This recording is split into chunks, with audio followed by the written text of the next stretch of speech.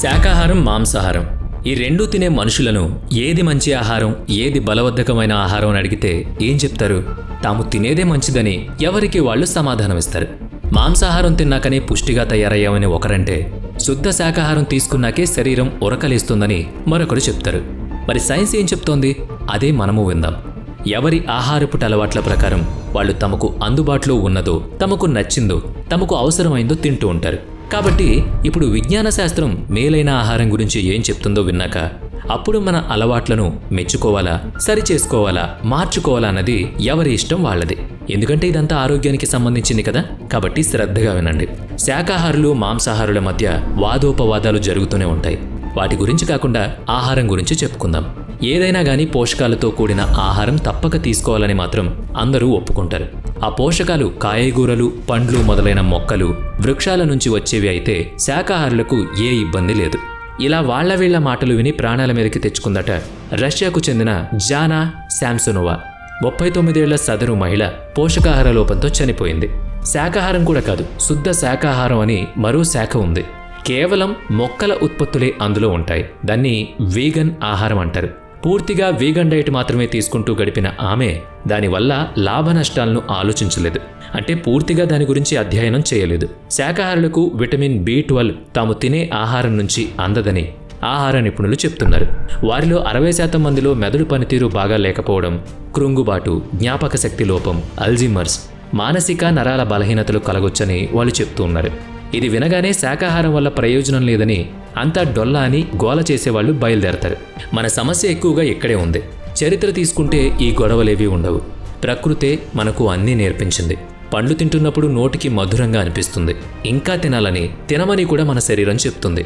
ఇది మంచిది, ఆరోగ్యానికి చాలా మేలు చేస్తుంది. కాబట్టి యాపిల్, అరటి, ద్రాక్ష, పుచ్చకాయ వీటిని మనం వండుకుని తినడం సరికాదు. నేరుగా అలాగే తినేస్తాం. అలాగే మాంసాన్ని మనం అంటే మనుషులను నేరుగా తినేస్తామా? వండుకుని గాని తినలేము. అసలు మనిషి శరీరం ఏ ఆహారాన్ని తినడానికి సానుకూలంగా తయారైందన్నది అతి తక్కువ మందికి తెలుసు. అసలు మనం తీసుకునే ఆహారాన్ని సిద్ధం చేసుకునే పద్ధతిని సైతం పునరాలోచించాల్సిన అవసరం ఉంటుందంటున్నారు నిపుణులు. 66 మిలియన్ సంవత్సరాల క్రితం, అనగా 6,60,00,000 ఏళ్ల క్రితం రాకాసి బల్లులు భూమి మీద అంతరించిపోయాయి. భూమి మీద మొత్తం దట్టమైన అరణ్యాలు ఉన్న సమయం అది. పుష్కలంగా పండ్లు లభించేవి. ఉడుత, ఎలుక వంటి జీవుల కలయికగా కనిపించే పర్గోటోరియస్ అనే జీవి ప్రాదుర్భవించింది. దాని చేతులు మనిషి చేతుల మాదిరిగా ఉండేవి. అవే తొలితరం ప్రైమేట్స్, అనగా తొలి వానరాలు. ఆ వానరాలే ఇప్పుడు మనం చూస్తున్న కోతులు. వాలిడి అంటే తోకలేని కోతులు మనుషులకు ఉమ్మడి పూర్వీకులు. వాటి ప్రధాన ఆహారం పండ్లు, ఫలాలే అని పరిశోధకులు చెప్తున్నారు. అంటే మన అతి ప్రాచీన ఆహారం పండ్లన్నమాట. అందుకే అవి మనకు మధురంగా అనిపిస్తూ ఉంటాయి. మాంసాహార జంతువుల నాలుకలపై తీపి గ్రాహకాలు ఉండకపోవడమో, ఉన్న ఆ రుచిని తెలియజేసేలా అవి చైతన్యం కాకపోవడమో జరుగుతుంది. పండ్ల రుచిని ఆ రిసెప్టర్స్ గ్రహించలేవు. అయితే వానరాల జీవపరిమాణ స్వరూపాలైన మర్కటాలు, వాలిడులు, మనుషులు లక్షలాది సంవత్సరాల తర్వాత కూడా పండ్లు తీయదనాన్ని ఆస్వాదిస్తున్నారు. విజ్ఞాన శాస్త్రం కూడా మనుషుల తొట్టతొలి పూర్వీకులు శాకాహారులే అని నిర్ధారిస్తున్నాయి. అయితే ఇప్పుడు మనం అలానే ఉన్నామా అంటే లేము. నేటికి 15 మిలియన్ సంవత్సరాల క్రితం, అంటే 1,50,00,000 ఏళ్ల క్రితం పర్గిటోరియస్ తర్వాత తదుపరి జీవులు కఠినమైన ఆహారాన్ని ఆరగించుకునేలా తయారయ్యాయి.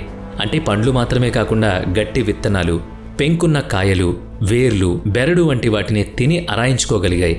మొదటి ఆధునిక మానవుడి మొట్టమొదటి పూర్వీకుడైన సహాలాంథ్రోపస్, షాడెనిన్స్, ఆస్ట్రలోపిథికస్ ప్రజాతులు గట్టి విత్తనాల ఆహారాన్ని తిన్న ఆనవాళ్లున్నాయని శాస్త్రవేత్తలు చెబుతున్నారు. ఆపై హోమోస్పేషియస్ జాతులు అభివృద్ధి చెందాయి. సహాలాంథ్రోపస్, ఆస్ట్రోపిథికస్ ఇలాంటి జాతులు దంతాల నిర్మాణం చూస్తే వాటిలోని కోరపళ్ళు ఈ విధమైన గట్టి ఆహారాన్ని తినడానికి వీలుగా మలచబడ్డాయి. పళ్ళు చిన్నగా, వాటిపై ఎనామిల్ పొర మందంగా ఉండేది. విత్తనాలు, ఎండుకాయలు తినే జంతువుల పళ్లతీరు అలాగే ఉంటుంది. వానరాల నుంచి విడిబడి ఎదిగిన ఆధునిక మానవుడి పూర్వీకుడు పూర్తిగా శాకాహారి. పళ్ళు, కాయలు తినే మనిషి మాంసాహారిగా మారడం ఒక మలుపు. ఆకులు, పళ్లల్లో లిపిడ్స్, ప్రోటీన్స్ అంటే కొవ్వు పదార్థాలు, మాంసపు కృతులు పరిమితంగా ఉంటాయి. ఫైబర్ అంటే పీచు పదార్థం ఎక్కువగా ఉంటుంది. ఫలితంగా కొవ్వు, మాంసకృతుల్ని పచనం చేసే చిన్న ప్రేగు పరిణామంలో చిన్నగా ఉండేది. పీచు పదార్థాన్ని ఆరగించుకునే బ్యాక్టీరియా ఉండే పెద్ద ప్రేగుల మొదట్లోని సంచి లాంటి భాగమైన ఉండుకం అంటే కీకం పరిమాణంలో పెద్దగా ఉండేది. విత్తనాలు కాయలు తినడం మొదలుపెట్టిన తర్వాత వాటిలో పీచు పదార్థాన్ని తక్కువగాను, కొవ్వు మాంసపు కృత్తుల్ని ఎక్కువగాను ఉంచుకోసాగింది. అలాంటి ఆహారాన్ని పచనం చేసుకునేందుకు వీలుగా చిన్న పేగులు పరిమాణంలో పెద్దగా ఎదిగాయి. ఆ పరిమాణంలో కీకిం అనగా ఉండుకం కుదించుకుపోయింది. కొవ్వులు మాంసపు కృతులు ఉండే విత్తనాలు కాయలు ఆరగించుకునే క్రమంలో శరీర నిర్మాణ సంబంధమైన మార్పులు మొదలయ్యాయి. అంటే మనిషి ఆ కాలంలో మార్పులు కలగసాగాడన్నమాట. అలా అన్నవాహికలో కడుపు తర్వాత ఉండే ప్రేగు భాగం శాకాహారంతో పాటుగా కొంతవరకు మాంసాహారాన్ని సైతం జీర్ణం చేసుకునేలా పరిణామం చెందింది. ఇక్కడ ఒక విషయాన్ని గమనించండి. మాంసాహారాన్ని తిని ఆరగించుకునే శక్తిని పొందడం, ఏకంగా ఒక జంతువునే తన ఆహారంగా తీసుకోవడం రెండు వేర్వేరు విషయాలు. అంటే ఏవో కారణాల రీత్యా ఆధునిక మానవుడి పూర్వీకుడు జంతువుల్ని తినడానికి ప్రేరేపించబడ్డాడన్నమాట. నేటికి 2.5 మిలియన్ అంటే 25 లక్షల సంవత్సరాల క్రితం భూగోళం మీద వాతావరణ మార్పుల కారణంగా పండ్ల తోటలతో నిండిపోయిన దట్టమైన అరణ్యాలు కాస్త విశాలమైన గడ్డి మైదానాలుగా మారిపోయాయి. ప్రతి ఏటా జనవరి ఏప్రిల్ నెలల మధ్య వాతావరణం పొడిగా ఉండేది. ఆనాటి మానవ పూర్వీకులు ఆ సమయంలో వేటాడేవారు కాదు. తక్కువ పోషకాలుండే మొక్కలు ఆకులు తిని కడుపు నింపుకునేవారు. ఆస్ట్రలోపిథికస్ జాతికి చెందిన సదరు రోబస్ట్ ఆస్ట్రలోపిథిస్ మానవ జాతి క్రమంగా అంతరించిపోయింది. అయితే ఆస్ట్రలోపిథిస్లోని మరో జాతి వాళ్ళు ఆహారం దొరకని రోజుల్లో చనిపోయిన జంతు కళేబరాల్ని, పురుగులు కీటకాలను తినడం అలవాటు చేసుకున్నారు. గింజలు, పైపెంకులు, మాంసం ఆరగించుకోవడానికి అలవాటు పడిన ప్రేగులు ఈ చర్య కారణంగా హై ప్రోటీన్ ఫుడ్ అంటే అధిక పరిమాణంలో మాంసకృతుల్ని అరిగించుకోవడానికి సిద్ధపడ్డాయి. అలా అధిక శాతం మాంసకృతులు ఉండే ఆహారాన్ని తీసుకోవడానికి అలవాటు పడిన కొన్ని ఆస్ట్రలోపిథికస్ జాతులు చురుకైన మెదడు కలిగిన హోమోసెపియన్స్గా పరిణామం చెందాయి. ఆనాడు వృద్ధి చెందిన మెదడు చురుకుదనమే ఇప్పటి ఆధునిక మానవుడిలోనూ నిలిచింది. సాంప్రదాయాలు, ఆచారాలు పేరిట మాంసాహారాన్ని తినడం మానేస్తున్న మనకు అటువంటి భావాల్ని కలిగించింది మాంసాహారం తిని పెరిగిన ఆనాటి మెదడి అని అంటున్నారు నిపుణులు. తమాషాగా ఉంది కదూ. సైన్స్ సంగతులు సరికొత్తగానే అనిపిస్తుంటాయి. మరి మాంసాహారాన్ని అలవాటు పడిన మనిషి పదునైన రాళ్లతో వేటాడ్డాన్ని నేర్చుకున్నాడు. అలాంటి తెలివిని అతడికి కలిగించింది మాంసాహారమేనని అంటున్నారు. అందుకు కారణం కూడా ఉంది. మనిషి దంతాలు గట్టి పచ్చి మాంసాన్ని చీల్చుకుని తినేంతగా ఎదగలేదు. కనుకనే పదునైన రాతి ములుకలతోనే మాంసాన్ని చీల్చి ముక్కలు చేసి తినేవాడని శాస్త్రవేత్తలు వివరిస్తున్నారు. ఇంతవరకు అర్థమైంది కదా. అయితే పులి, సింహంలాగా మానవుడు పూర్తి మాంసాహారిగా మారిపోయి ఉండొచ్చు కదా. అలా ఎందుకు జరగలేదనే సంశయం ఉంటుంది కదా. దానికి ఒక కారణం ఉంది. ఏ ఇతర జీవులు చేయలేని విధంగా మనిషి ఆహారాన్ని నిప్పుల్లో కాల్చుకుని తింటాడు. అలాగే తిన్నాడు ఆది మానవుడు. ఆ క్రమంలో పచ్చి మాంసాన్ని తిని ఆరగించుకోవాల్సిన విధానం, మానవుడి జీర్ణ వ్యవస్థ మారిపోవాల్సిన అవసరం ఏర్పడలేదు. కాల్చి ఉడికించి తినడానికి మానవుడు అలవాటు పడ్డాక అతని జీర్ణ వ్యవస్థ అందుకు తగ్గట్టుగానే పరిణామం చెందింది. ఇప్పుడు పచ్చి మాంసాన్ని నోటబెట్టిన ముఖం చిట్లిస్తాడు ఆధునిక మానవుడు. ఎందుకంటే ఆ పచ్చిదనం మనిషికి రుచించట్లేదు. అదే సమయంలో ఉడికించిన మాంసాహారాన్ని లొట్టలేసుకుంటూ మహాప్రీతిగా తింటాడు. ఇప్పుడు నిష్పక్షపాతంగా ఒక మాట చెప్పుకుందాం. మానవుడు పూర్తిగా శాకాహారి కాదు, అలాగని పూర్తిగా మాంసాహారి కాదు. జీవ పరిణామంలో శాకాహార మాంసాహారాలను అలవాటు చేసుకున్నాడు తప్ప అతని శరీరం కేవలం ఏదో ఒక దానికోసమే కట్టుబడలేదు. మాల్ఫాలజీ ప్రకారం, అంటే శరీర నిర్మాణ శాస్త్రం ప్రకారం, మానవుడు 2 రకాల ఆహార పదార్థాలను తింటాడు. సమతుల ఆహారాన్ని తినడం కోసం 2 రకాల ఆహారాలను మానవుడు అలవాటు చేసుకున్నాడు. ఇదంతా మానవ వికాస చరిత్ర, విజ్ఞానం. మరి మానవునికి శాకాహారం మాంసాహారాల్లో ఏది ఉత్తమం అనే ప్రశ్న ఉదయిస్తుంది కనుక దాన్ని గురించి తెలుసుకోవాలి. శాకాహారం మాంసాహారాల ఉత్పత్తి గుణాల నిర్ణయం కోసం కొన్ని ప్రమాణాలు పరిశీలిద్దాం. మొదటిది శక్తి, స్ట్రెంగ్త్. మనిషి బలంగా ఉండడానికి తినదగిన ఆహారం ఏంటన్నది చూస్తే 19వ శతాబ్దపు German body builder, father of modern body builder అని అనిపించుకుంటున్న యుజీన్ శాండో కండలు పెరగడానికి శక్తి కోసం మాంసం, గుడ్లు, పాలు వంటి అధిక మాంసపు కృతులు ఉండే మాంసాహార పదార్థాలను బాగా తినేవాడు. వివిధ క్రీడా సంస్థల వారు శాకాహార ప్రోటీన్స్లో కంటే మాంసాహార ప్రోటీన్స్లో 30% అధికంగా అమినో ఆమ్లాలు ఉంటాయని తెలియజేశారు. ఎముకలు విరగడం వంటి సందర్భాల్లో మొక్కల నుంచి లభించే మాంసపు కృతుల కంటే జంతువుల నుంచి లభించే మాంసపు కృతులు ఎక్కువ మోతాదులో ఉండి ఎక్కువ ప్రయోజనాన్ని ఇస్తాయని కూడా చెప్పారు. కండర శక్తి కోసం మాంసాహారం తీసుకోవాలని ఆక్స్ఫర్డ్ విశ్వవిద్యాలయం ఒక అధ్యయనంలో తెలియజేస్తుంది. కండర శక్తి కంటే ఎముకల దృఢత్వం మరింత ముఖ్యమేమో అనే కోణంలో అధ్యయనం జరిగింది. ఎంత కండున్న మనిషి అయినా కానీ ఎముకల బలం లేకపోతే బరువులు మోయలేడని అంటారు. అంటే బోన్స్ డైట్ అంటే ప్రత్యేకంగా మళ్ళీ ఏముంటుంది చెప్పండి, చూద్దాం. ఎముకల్లో ఉండేది కాల్షియం. అది తగ్గితే ఆస్టియోపోరోసిస్ ఏర్పడి ఎముకలు పెళుసుగా మారి సులభంగా విరిగిపోతాయి. కొద్దిపాటి బరువులు మోయడం కూడా సాధ్యపడదు. శాకాహారుల్లో ముఖ్యంగా ఎలాంటి జంతు ఉత్పత్తుల్ని తీసుకొని వీగన్స్లో ఎముకల బలం బొత్తిగా పూజ్యం అని నిపుణులు చెప్తున్నారు. రోజుకు 1000 నుంచి 1200 మిల్లీగ్రాముల కాల్షియం తీసుకోవాల్సిన మనిషి వీగన్ డైట్ మూలంగా 500 నుంచి 700 మిల్లీగ్రాములు తీసుకుంటున్నాడంటే కష్టమే కదా. మరి పూర్వకాలంలో 2000 ఏళ్ల క్రితం రోమన్ గ్లాడియేటర్స్కి ఖచ్చితమైన కొలతతో కూడిన శాకాహారం ఇచ్చేవారు. వాళ్ళు బలిష్టంగా ఉంటారు. మరి వారిలో బలానికి కాల్షియం కోసం వారి భోజనంలో కొంచెం బూడిద కలిపేవాళ్ళు. ప్రోటీన్స్ కోసం బార్లీ, బీన్స్, డ్రై ఫ్రూట్స్ వంటి ప్రోటీన్ సోర్స్ ఇచ్చేవారు. ఒక దానిలో లేని అమినో యాసిడ్స్ రెండవ దాని నుంచి లభించేది. అంటే మాంసాహారులకు మాంసం నుంచే మాంసపు కృతులు లభిస్తాయి. ఆ మోతాదులో మాంసపు కృతులు లభించడం కోసం శాకాహారులు పలు రకాల శాకాహార పదార్థాలను, వాటి ఉత్పత్తులను తినాల్సి ఉంటుంది. కాబట్టి శాకాహారులు సదరు వివరాలు తెలుసుకుని అందుకు తగ్గట్టుగా సమీకృత ఆహారాన్ని తీసుకోవాలి. వీగన్ డైట్ మంచిది అనుకోవడంతో సరిపోదు. అందులో భావోద్వేగాన్ని ఇమర్చడం కంటే ఎక్కువగా పోషకాలుండే పలు రకాల ఆహారాన్ని తీసుకోవాల్సి ఉంటుందని తెలుసుకోవాలి. అప్పుడే తగినంత బలం లభిస్తుంది. శాకాహార మాంసాహారుల ఉత్తమ గుణాల ప్రమాణాల్లో రెండవది సామర్థ్యం, పర్ఫార్మెన్స్, ఓర్పు, శరీర పుష్టి అన్నమాట. స్కాట్ జురెక్ అనే అమెరికన్ అల్ట్రా మారథాన్ రన్నర్ తన విజయాలను రాసిన పుస్తకంలో తను ప్లాంట్ బేస్డ్ డైట్ తీసుకోవడం మూలంగానే ఇన్ని విజయాలు అందుకోగలిగానని చెప్పాడు. మెక్సికోలోని గిరిజనులు పెద్ద పెద్ద దూరాలకు సైతం పరుగు పెడుతూనే వెళుతూ ఉంటారు. వాళ్ళు తినేది మొక్కజొన్న, బీన్స్, గుమ్మడికాయలు, చియా సీడ్స్ ఇలాంటి శాకాహారమే.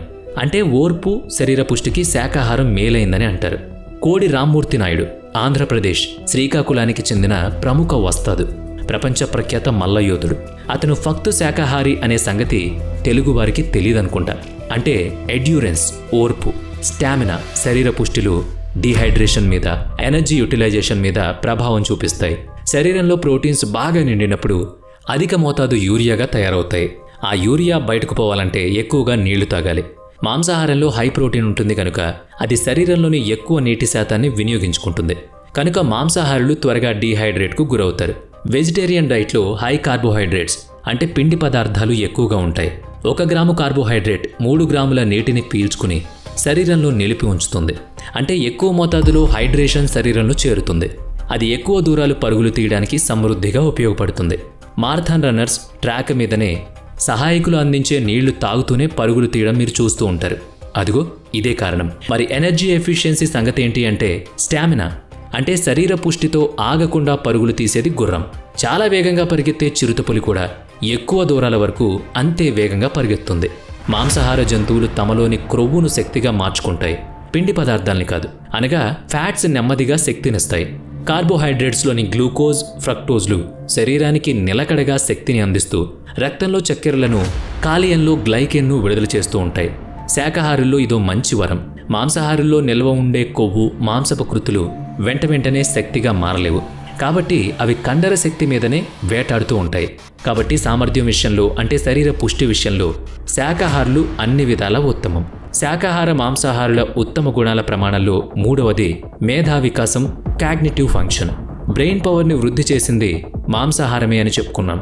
మాంసపు కృతులు ఉండే ఆహారాన్ని తీసుకోవడానికి అలవాటు పడిన కొన్ని ఆస్ట్రలోపిథీస్ జాతులు చురుకైన మెదడును కలిగి హోమోసెపియన్స్గా పరిణామం చెందాయని చెప్పుకున్నాం కదా. వీగన్ డైట్ తీసుకునే వారిలో విటమిన్ B12 లోపం ఉందని కూడా చెప్పుకున్నాం. మనిషిలో జన్యు నిర్మాణంలో ప్రత్యేకత కారణంగా DNA నిర్మాణంలో మార్పు లేకుండా ప్రతి ఒక్క అవయవాన్ని బట్టి వాటిలోని జన్యువులను చురుగ్గా చేయడం, కొన్నిటిని చైతన్యరహితం చేయడం జరుగుతుంది. అనగా DNA మెథైలేషన్ అనే ప్రత్యేక మెకానిజం కారణంగా కొన్ని రకాల చైతన్యరహిత జన్యువుల్లో చైతన్యం కలగడం, కొన్ని ప్రాధాన్యత కలిగిన జన్యువులు చైతన్యరహితం కావడం జరుగుతుంది. విటమిన్ B12 సదరు DNA మిథైలేషన్లో ముఖ్యమైన పాత్రను పోషిస్తుంది. మెదడు అనుక్షణం హార్మోన్లను, న్యూరో ట్రాన్స్మిటర్లను విడుదల చేస్తూ ఉంటుంది.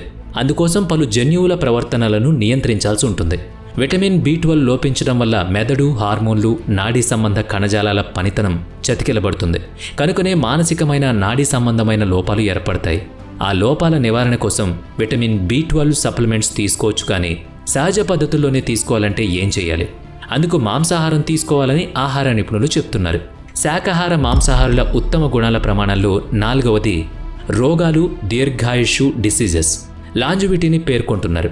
మనం నిష్పక్షపాతంగా మాట్లాడుకుందామనుకున్నాం కనుక శాకాహార మాంసాహారుల్లో ఎవరు ఎక్కువ కాలం ఆరోగ్యంతో జీవిస్తారనేదే ప్రామాణికం. ఇది నిర్ణయించడం కష్టమే. 2 రకాల ఆహారపు అలవాట్లలోనూ ఇతమిద్ధంగా ఏం తేలలేదు. ఇరువురు సమాన జీవితకాలాలే జీవిస్తారని శాస్త్రవేత్తలు చెబుతున్నారు. అయితే రోగాల కారణంగా మరణాలు ఎక్కువగా ఉండొచ్చు.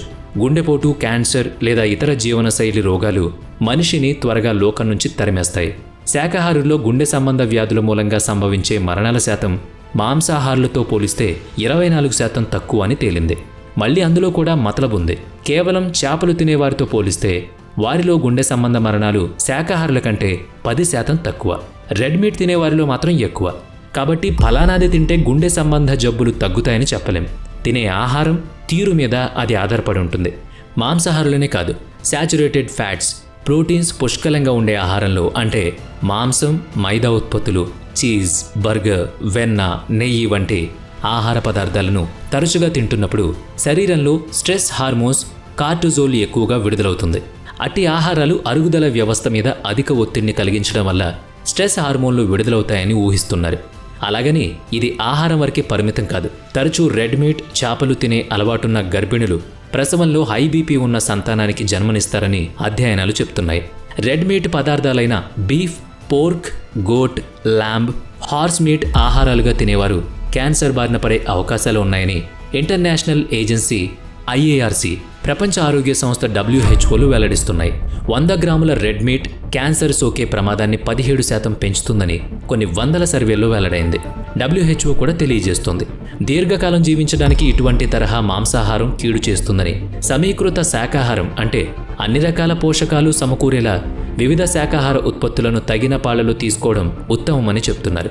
వెజ్ డైట్లో యాంటీ ఆక్సిడెంట్స్, ఫైటోకెమికల్స్, ఫ్లవనోయిడ్స్లు సమృద్ధిగా ఉంటాయి. ఇవి వివిధ క్యాన్సర్ల నుంచి, తీవ్రమైన శారీరక ఇబ్బందుల నుంచి మనిషిని కాపాడతాయి. ఇక మాంసాహారులైతే రెడ్ మీట్ను తినకపోవడమే ఉత్తమం. వీలైనంత దూరంగా ఉండడం మేలు.